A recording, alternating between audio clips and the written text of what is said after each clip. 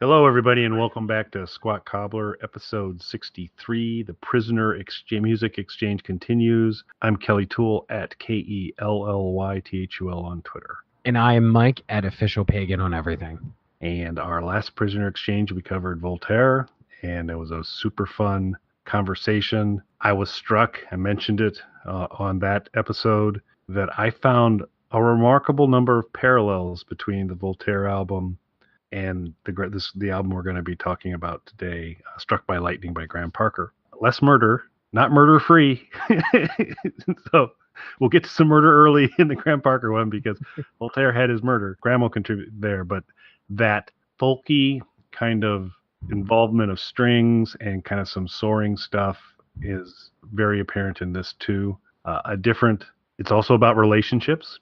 Just like Voltaire's was about relationships. This is a little bit more on the upside of relationships, and when it's on the downside on relationships, there's typically not murder involved. So there's that. What I didn't realize is because as we're going through this, and I needed to kind of come up with my next recommendation to Mike, I had come across this. Oh yeah, Struck by Lightning would be good because I recalled I very much enjoyed this album. As I prepped for it, I realized, okay, you've just given Mike to review possibly what you consider of all the music I have, the top 5 pieces of music from an album standpoint.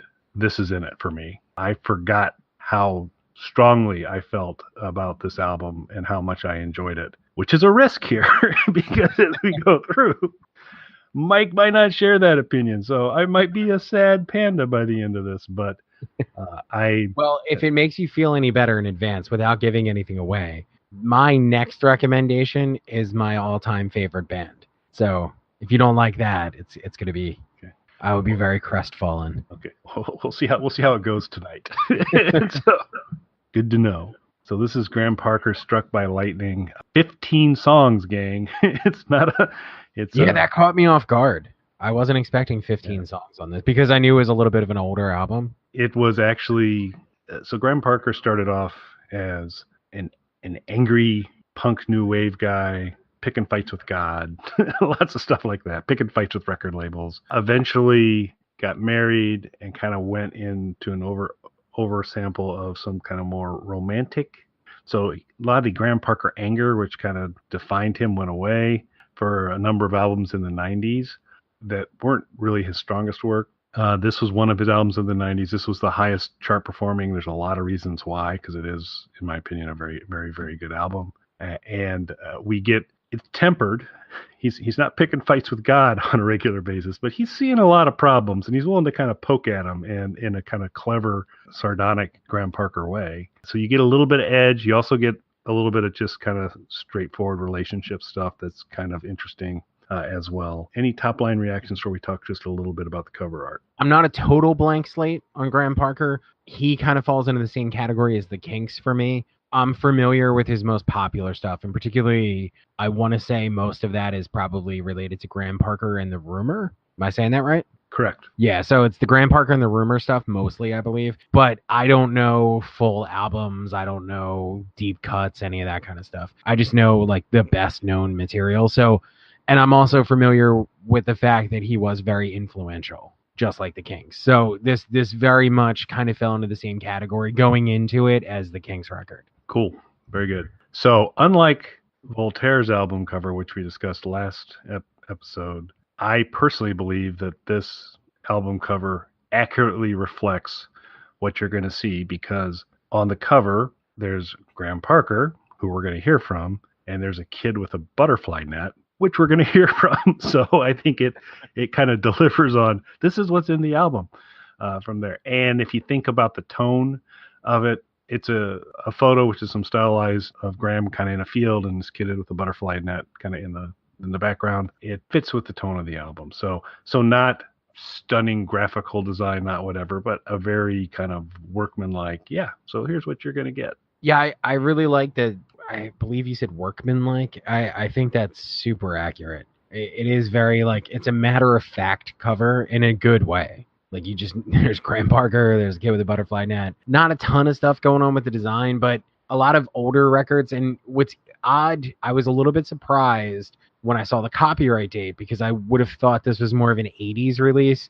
There are a lot of 80s records that kind of have this like stripped down matter of fact sort of cover. I feel like so many 80s records were either super stylized to the point of being ridiculous, or it was like, here's a picture of the artist or something related to the album, like a very straightforward kind of thing. So to me, it's almost a little bit of a throwback, I guess, to more like a late 80s record. But I like that. I like that style. So I like this cover. So we have 15 of them, so we better get rolling.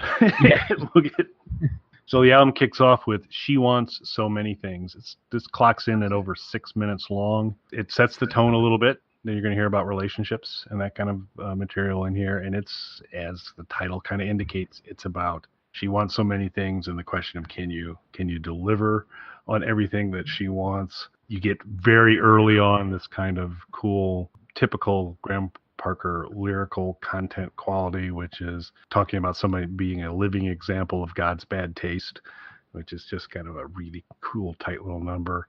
It is a 6 minute long song. As it goes through and kind of builds on it, you kind of think, okay, it's about to wind down, and then it goes again, and then it goes again. But in my opinion, each of the extensions on it to keep going is absolutely worth it. A good first song, and really kind of lays the framework for what you're going to hear for the rest of the album. I would say, first off, starting off top line wise, I really didn't know too much what I was getting into with this. I really, really enjoyed this album. Before I repeat it like 100 times, I think folk rock, as Kelly said, is probably a little more accurate. What I kept writing down in my notes, though, was like bar rock. I kept picturing, and I tried to read up a little bit on him after I listened to the album, and I kept seeing people refer to this as like a blue collar rock type sound. I disagree with that, because when I think that, I think garbage like Bruce Springsteen. This is not that. This is like if you were at a bar and a band came into play, but it was the greatest bar band ever. Like talent wise, way above what you should be hearing in that bar, but the kind of music that would suit the crowd. And this is, Kelly really summed up lyrically where this thing's going. I am big on first songs on albums, so is Kelly. I think it's a bold move to start an album with your longest song. A lot of times you'll see bands put longer songs either towards the back of the album or maybe as the last song on the album. So I think it was cool to kind of start with your longest song, and especially as Kelly mentioned, there's a couple parts where you think it's going to wind down and it doesn't. It gets going again. I just really enjoyed this song. On this song more so than most, and you'll hear it a little more later, but on this song I was like, okay, I can hear some of that like earlier punk new wave kind of influence, which over the next few songs is totally dropped. But on this song, I feel like you can hear it a little bit, just kind of simmering under the surface. There is a reference to a closet full of whips, which I wanted to ask Kelly about. Kelly, do you, Awesome. do you have a closet filled with tools of the bondage trade? I do not. Do you, Mike? No, not a closet full. That seems excessive.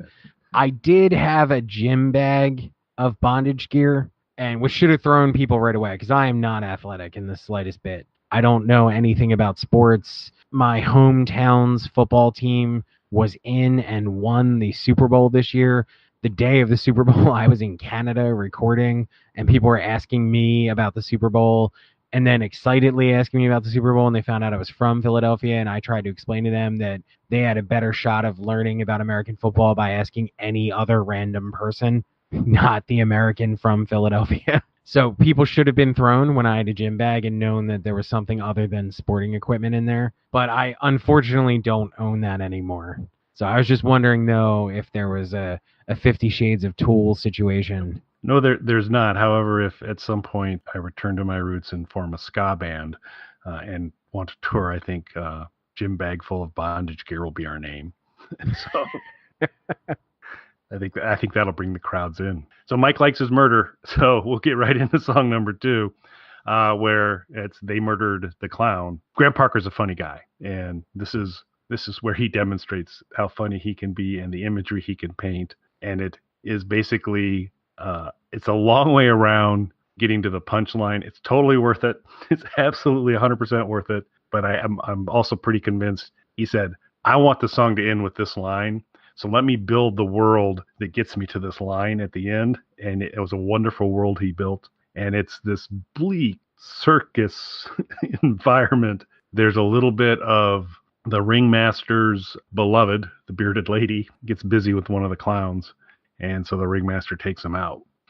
And the just you can feel the grime in the song as he sings about kind of what's going on. It talks about the acrobats sweating because someone cut holes in their safety net, and it's just really really cool stuff going on all the way through it. And then the magic at the end was she got busy with the clown. Ringmaster took the clown out, and it finishes with he told her before not to mess with the staff, but she fell for the clown because he made her laugh. And then you get the little kind of carnival tonality to it and wrap it off. So just a punchy, fun little song, paints a wonderful world. I love this song. This is a really great song. It's, in my opinion, incredibly difficult to mix serious musicianship with humor in a way that works on both levels entirely. There are artists who are great at incorporating humor. A lot of times they're funnier songs, though, because the focus is on the humor, you lose a lot of the musicality in it. On this song, you don't. One of the things this song does that Kelly touched on that I love is mix together two things that shouldn't work and makes it sort of seamlessly work. This, guitar wise is a continuation of that same sort of bar band rock sound, but now you have these circus organs thrown in the mix that should really be jarring and kind of pull you out of it, but don't. They set like an almost ambient tone to the song that lets you know you're in the circus and in this sort of crazy world, and it just worked really well for me. This is one of my all-time favorites, just because it's just such a great, funny, good music type of thing. I think your point about it, striking that balance is a tricky thing to do. So then we go into Strong Winds. To me, this is the perfect song. Begins with the harmonica. The musicality of this song is just remarkable to me. Lyrical content's great. This was when I knew. So I've gone through She Wants So Many Things, great song. They Murdered the Clown, super fun, great song. And then this thing rolls in, and I'm like, okay, so this is actually something kind of special. This is an album I'm going to really enjoy for many, many years. Again, the Graham Parker cleverness to capture the idea of someone becoming dismayed, talks about looking the wrong end through a telescope and losing hope. Is just effortlessly delivered, fits in the flow. It's just to me a wonderful piece of music. Not a rock song, but just a great piece of music. Big Strong Winds fan. I put kind of stars by these songs that I felt were like magic. This is one of the magic ones. I really, really enjoyed this song. I'm going to make a weird analogy that I hope isn't off-putting, but it was what popped into my head. Not so much because it sounds that way, just sort of exists in the same general space, the same way that you said the Voltaire record would be put in the same pile as this record, just in different spots on the pile. The slower pace of this sort of reminded me, it gave it almost like, I know he's telling stories up until this point, but the slower pace gave it that conversational tone that you would almost get from like an early Billy Joel record, if that makes sense. Yeah, I think the storytelling vibe of early Billy Joel, absolutely. Not the sound of early Billy Joel, but just that buries him with what's going on here. But yeah, I totally get the storytelling. And he's told stories up until this point, especially like on They Murdered the Clown. These are all sort of story-oriented songs, but once he slows it down, it gives it that conversational, that almost literal storytelling that Billy Joel does in his songs, particularly in his earlier songs, better, but it's something that exists sort of in that same space. I totally see that. So then, not the title track, but featured on the album cover, the kid with the butterfly net. Another very, very strong song. Also has a star slightly smaller than Strong Winds. It's got strings. It's soaring. This is an album about relationships. It's about, at this point in Graham Parker's life, he's married. He's got kids. We're going to hear more about the kids shortly. And he's making reference, how does an angry, no longer young man weave some of that into the storytelling that he does. And this is, to a certain degree, this kind of observational part of, there's a part in your life where you don't think anything's impossible before you get kind of jaded and broken down and give up. It's a magical time, and it's him kind of just basically observing that with the kid with the butterfly net. So to me, kind of touching, as well as great musicianship again. And the layered vocals towards the end add a really nice different element to what we've heard so far. Yeah, another really great song that I enjoyed. One of the things that I really liked about this is implementing strings, as Kelly said. I'm a fan of strings on records. Sometimes, though, especially if it's not necessarily like, so I like strings when it's either a really soft song or a really heavy song. I think sometimes on like mid-paced rock songs, when you add strings, it instantly, in my mind, turns into like a jam band song. I think Grateful Dead, Dave Matthews Band, like a fiddle player. And Dave Matthews Band is complete garbage. And anyone who disagrees with me, you're wrong and you don't know anything about music. So I got a little bit worried when I heard the strings because I was like, this is going to turn into a jam band kind of thing. And it doesn't. So not only did he introduce a new musical element on the record at this point, but he did it in a way that I really thought I was going to hate and didn't whatsoever. Really enjoyed it. So it's even more of a success to me because I went in sort of thinking, I'm not going to like this, and still really enjoyed it. Yeah, I mean, there's absolutely nothing wrong with the very beginning, but as it starts off at the very beginning, you go, okay, so we're going down a different road on this one. But then as it builds and layers and goes on, you're like, I'm good with that. I'm totally good with it. But yeah, I got really worried, and I really, like I said, I like strings, but on either soft songs or really heavy songs. It's the mid tempo where I get you turn into Dave Matthews Band for me, and that's not a positive thing. And this never does that. So it just goes to show Dave Matthews Band is garbage. Graham Parker's great. I can be down with that. Song number 5 is "And It Shook Me." Good, powerful set of lyrics again. I mean, we've had these monsters coming out in terms of just incredible songs, in my opinion, through this album. And so, to me, this song suffers what if you're like a really good song surrounded by these monsters of really great songs? And I think to a degree, "And It Shook Me" suffers from that a little bit. It is really, really good too. It paints a picture. It talks about losing his heart and it feels all right. It gets to the point. It's delivered really well. There are highs in the other songs that this song never quite reaches, but in no way is it anything remotely close to a skip. But it's unfortunately surrounded by a couple great songs before it, a couple great songs after it. And so it was still good, but there's more good stuff coming. I enjoyed this song. It's not my favorite song on the album, but I really enjoyed it. Particularly, I really liked his vocal delivery on the chorus because it brings out again a little bit more of that punk new wave kind of thing.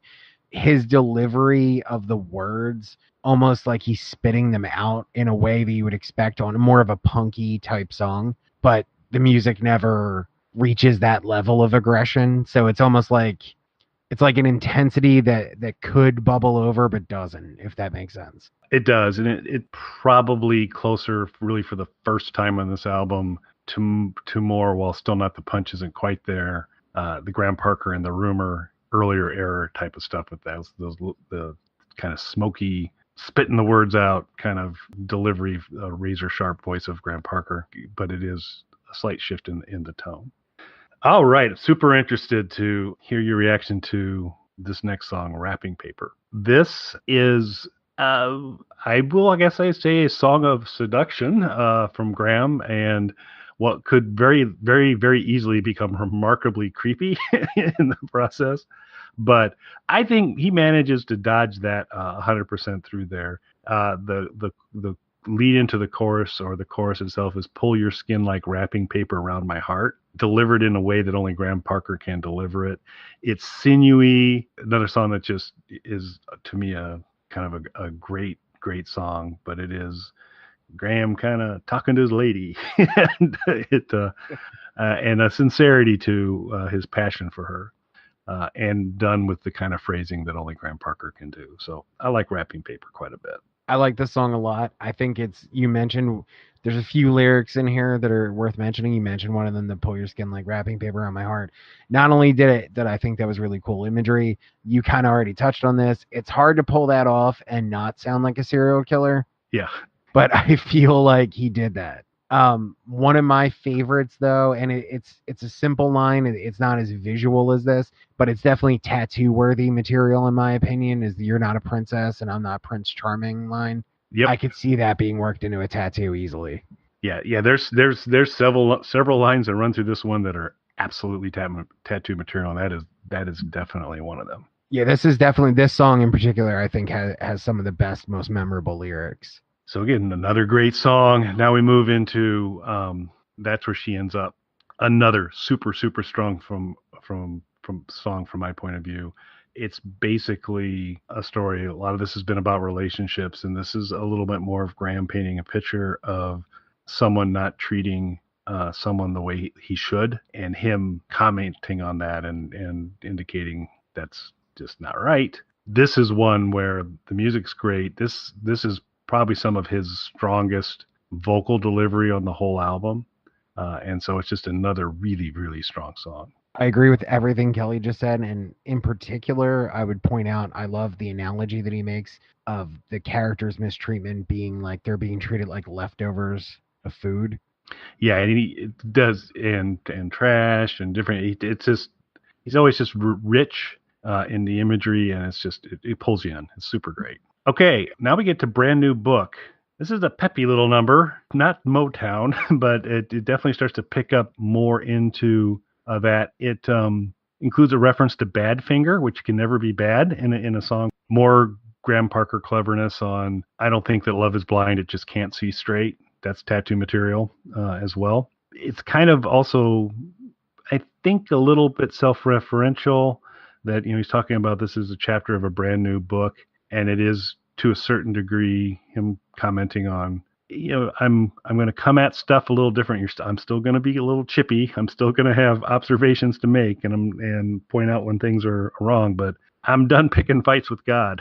You know, I think it's a little bit of we get here, but he talks about you know, the chapter of a brand new book. So it is really kind of a springy little number. Well, I did wonder, and I have this written down, whether or not, like, how self-referential the chapter in the brand new book part was, because I'm not as familiar with Graham's catalog and his backstory, and I didn't want to over-familiarize myself. I wanted to go in as blank slate as possible. So I wondered how much that was self-referential. Like Kelly said, this is definitely a shift in tone. It's a little more upbeat. So this is gonna sound weird. When it works, I really like songs with clapping in them. Fair enough. I know that's not necessarily a really popular thing, especially nowadays. I don't think you really hear a lot of it. I feel like most of the time when it's used, it's terrible, but there are times where it just really works with a particular song. This is one of them, in my opinion, and I think it's great in this song. And kind of officially, I'd say this is chapter 3 of a brand new book, because the two preceding albums that we had gone from Angry Graham to kind of Sappy Graham to kind of the balanced Graham of I'm going to talk about relationships some, I'm going to increase some pieces there, but I'm also going to keep my edge. So, but this is, I think, kind of helping reinforce this as a pivot from there. But not too much of a pivot, because we go into Weeping Statues, which is much more reminiscent of earlier Graham Parker, a much edgier song than what we've heard so far. We've got Elvis sightings, we've got Weeping Statues, and the reference to the title of the album, Struck by Lightning, in this song. Packs probably some of the strongest punch of anything on this album. Another good song. To me, doesn't reach that rarefied air of Wrapping Paper, and That's Where She Ends Up, and Strong Winds, but a good song. Yeah, I really like this song. I like the use of the keys in there to kind of build a little bit of a different. I wouldn't say it's a huge departure from what we've heard on the album, but the keys give it a little bit of more atmosphere to it that we haven't had up until this point. And the guitars, particularly near the end, where they get a little bit more distorted, are different than what we've heard up until this point. So it's cool to hear that musical variety, but it also still works in the context of the album. It's not like a song that pulls you out of it or sounds out of place. So then we go into Guardian Angel, kind of a bluesy number, slide guitar, definitely kind of shifting back into the front half of the album into some of the tonality to it. Again, good imagery in it. Another very strong song, in my opinion. I like this song. My first note is Hillbilly Parker.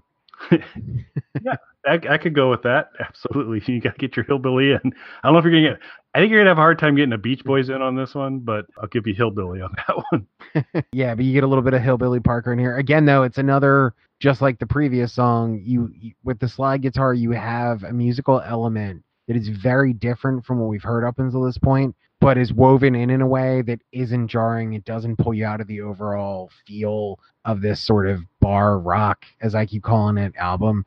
It still feels like this could happen. The greatest bar band ever walks in, they're putting on an amazing show, they bust out a slide guitar, and it still works. Yeah, and Graham being from England, particularly early, Graham Parker and the Rumor, pub rock was what they were very, very consistently referred to. So I think, you've been dead on regarding that kind of bar band sound to it.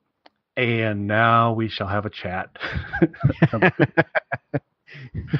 So before you say anything about this song, my note on this is must be Kelly's favorite song. Actually not, because they murdered the clown, and we will talk about my favorite song very, very shortly. But it's up there. I'm absolutely convinced that Graham's working on this album. He's getting all this stuff together. He's trying to figure it out. And good day's work. I wrote wrapping paper. It's awesome. Weeping statues. That's going to be killer. It's great. Time to go to bed. And he gets into bed, and the family dog wakes him up, and he's got to take the dog out, angry. And he's like, I got a bunch of good work done, and I needed some sleep, and that stupid dog, I got to take it out.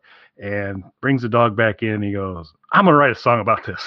And so I think it captured a really bad night for Graham. It is, to me, a really, really fun song, because it is this idea of children and dogs will always win. I'll never work with them again. It's a process. And it's the idea of, he tells the story of his kids wanted a dog, and they're going to take care of it, and he's got to take care of it, and the dog doesn't work out too well. And the tail end, the kids are like, the dog bites every once in a while. Can we get a rabbit? And this kind of thing, but done in a really fun way. And you get some kind of fun children and dog lyric singing at the end with a broader chorus of younger voices. So it's pretty cool on a lot of fronts. So doesn't have the depth of a lot of the rest of this album, but just kind of a fun little moment and enjoyable, but just a little set piece on family life, and dogs don't always work out well is my short version. So I'm not a dog person. It's nothing against dogs. I just don't own a dog. If I were to get, actually, I'm going to be purchasing a house soon, and there is a pet that I'm going to get, but it's not a dog. It's something that I will explain on a future podcast, though, because I just think it's ridiculous and funny. I would love to have a dog. I am never home, though, and I feel like that wouldn't be fair to the dog. Songs about dogs, though, are something I never really got into, and maybe it's just because, again, I don't own a dog, just because of circumstance. I like dogs a lot. I need to keep saying that before all the comments are like, bad word, you dog hater. It's not that. I hate cats. But dogs, I'm all for dogs. Kelly has shown particular affinity for dog songs in the past, Alice's song specifically. So I thought this might be a favorite of his. I think it's a song, though, that whether you're a dog owner or a parent or whatever, it's a story you can relate to. You actually clarified my question that I had about this. I was a little bit confused on, so where the kids ask for a rabbit after saying that the dog bites. For a second, I was like, are they asking for the rabbit as a pet or to feed the dog? I'm going to go with a replacement. Right. Which makes a lot more sense than this much darker version of the song that I had created in my head, where they're like, we're going to feed the dog living things so it doesn't bite us. Had been a dramatic shift in tone from this for this song. I thought I was probably off base on that, but, it's best to check. Yep, fair enough. Probably made it pretty clear as we've gone through there how passionate I am about this album, how many songs I find just remarkable on this. And the next song, Over the Border to America, is actually my favorite song on this album. I don't think there are moments of kind of just stronger craftsmanship in some of the earlier songs, and they're magical, but there's something about this that the way this song snakes along musically is clever. The story that he's telling here is kind of also bringing back the Graham Parker I love, which is the Graham Parker with a little bit of an edge. And it's basically the story of people with nothing going to the border and looking over to America and going, that's where everything's really, really great. And Graham kind of working into that. Yeah, maybe or maybe not, and so he does some of that. And it's just how he knits the lyrics and the music in this song is amazing. So first of all, it's a song that mentions both Zeppelin and Paula Abdul. So we've got that. So that's pretty cool. But there's this section where I heard the rumble when the wall came down, heard the freedom bell begin to sound, watched the hammer as it hit the ground, saw the sickle spinning round and round. And while that's all kind of going through there, when he talks about the bell, you get this little bell tone in there, and the hammer hitting the ground. There's kind of a percussion thing on there, and it's done kind of effortlessly.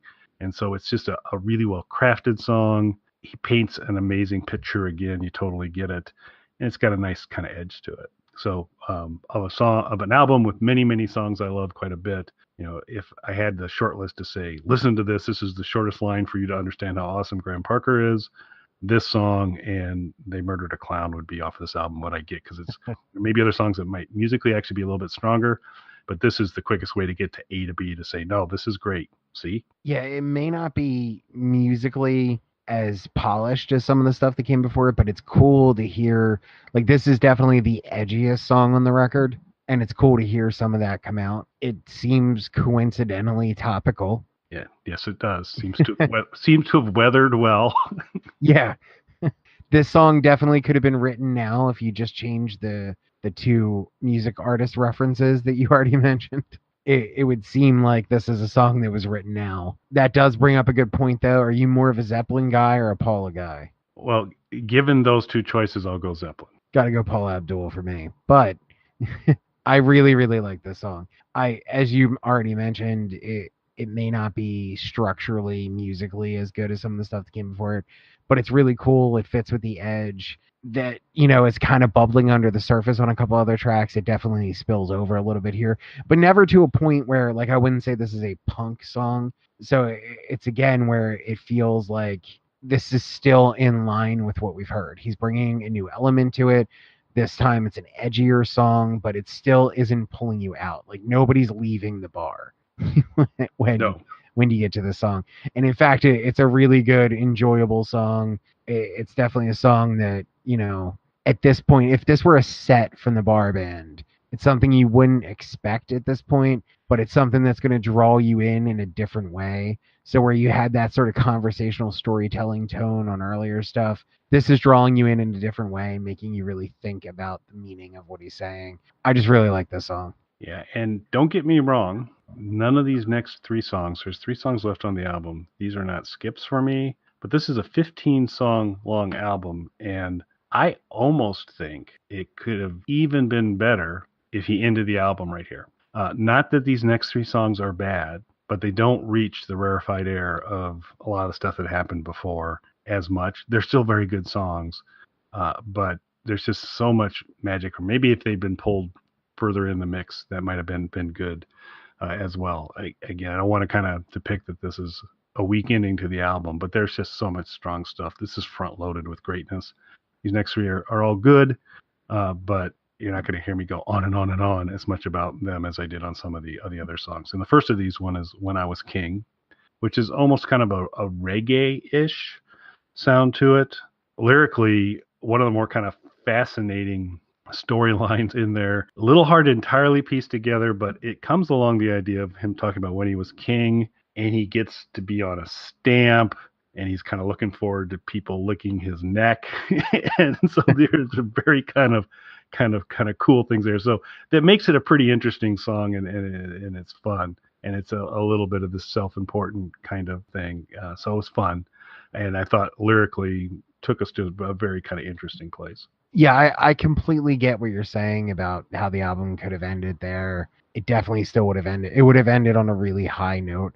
Not that there's anything wrong with these 3 songs, but I see what you're saying. And even if you kept these 3 songs and just maybe moved that to the end, it would definitely be a really good punch at the end of the album. This song of the last 3 is particularly interesting to me because of that sort of reggae influence. So I don't know what it was, but there was a lot of stuff around this period that was pulling in elements of reggae into their sound. And for me, it largely doesn't work on most of those projects. I didn't mind it at all on this. I thought it, again, just like the other elements that he's introduced up until this point, it works really well. And if I was watching this live, it wouldn't be jarring. It wouldn't pull me out of it. So even though musically this is probably the furthest from everything else on there because of the strong reggae influence, it doesn't pull me out of it. And that's the strength of this song for me, is that he tried something that's so different musically not only does it still work as its own individual song, it still works in the context of the whole album. And historically, if you look, and I don't know why this is, but there was a lot of bands doing this around that time. I guess I was too young to remember if maybe actual traditional reggae music was having a big commercial boom at that time, and maybe that's what it was. For whatever reason, so many people tried this, mostly failed at it, whereas I think that Graham Parker managed to do this in a smooth way that he could pull this song out now and not be embarrassed by. And that is something that 90% of the bands that suddenly threw reggae into their sound cannot say. Yeah, it holds up. Not as surprisingly as how directly Over the Border to America has held up, but it does hold up. So then we get into 10 Girls Ago. It's probably the one song on this album that never reaches the line, but becomes kind of less memorable, less remarkable than most of the other things. There are a lot of, it has the most tempo changes and most interesting tempo changes of anything on this album, which keeps it from a musical standpoint. That's kind of interesting, but there's been just kind of so much going on with the stories and the imagery in some of these other songs. And this is a very craftsman-like, good song, but it just doesn't carry any of the, for me, as much oomph as a lot of the other stuff does. You really nailed it. I still like this song, and I think the title is really compelling because I feel like there's so many different ways you can go with that story. I just felt that the storytelling wasn't as sharp as some of the other tracks. Definitely not a skip. There's no skips on this for me. I just think when you compare it to, They Murdered the Clown and Strong Winds and stuff like that, you're not getting that same level of storytelling out of this song. And we wrap it up with The Sun Is Gonna Shine Again. So now, even though I kind of picked on these last three songs a little bit, this is a pretty reasonable way to end this album. If you kind of think about the relationships and the stories and kind of what's going on, this is a good content-wise kind of capper to it, more uplifting, ending the album on a positive note. Such a huge fan of how strong Over the Border to America was. I can totally get and support The Sun Is Gonna Shine Again as a way to kind of say, okay, you've now been through Struck by Lightning, and I'm wrapping it up for you with this song, and it's a very nice way to end the album. Yeah, I 100% agree with you that Over the Border to America would have been a great album closer because it has the most punch, sort of the most grit to it of any song on the album. Makes it an obvious album closer. Thematically, though, this is probably the better choice, as you mentioned, because we're back into the more relationship kind of headspace where most of this album takes place. So I get it thematically, although I totally agree that you would have gotten more punch with Over the Border. So, folks, that's Struck by Lightning. If you hadn't a chance to listen to Voltaire and you listened to our last episode, you need to get to that. If you haven't heard this album, you need to get it as well, in my opinion. So, any closing commentary on your reaction to this album, Mike? I really enjoyed this. I'm really glad that you recommended it because, so one of my favorites so far was Bonzo Dog Doodah Band, and what I liked about that was something I would have never come across on my own. What I really like about this is I have a little bit of familiarity with Graham Parker, and particularly Graham Parker and the Rumor. So it was great to force myself deeper into that and really discover this album and what that's kind of all about, not just the few songs that I'm familiar with. Because I think that sometimes, especially if you're familiar with the hits of an artist, it's not you're not really getting a complete picture until you sit down and listen to a whole album. So I'm really glad that I got to listen to this in a different way because this really gave me a more complete picture of Graham Parker as an artist that I wouldn't have gotten without this recommendation. Excellent. Well, we will be back in a couple weeks on our next Prisoner Exchange, and we really appreciate all of you listening. So thanks, everybody. Thanks, everyone. All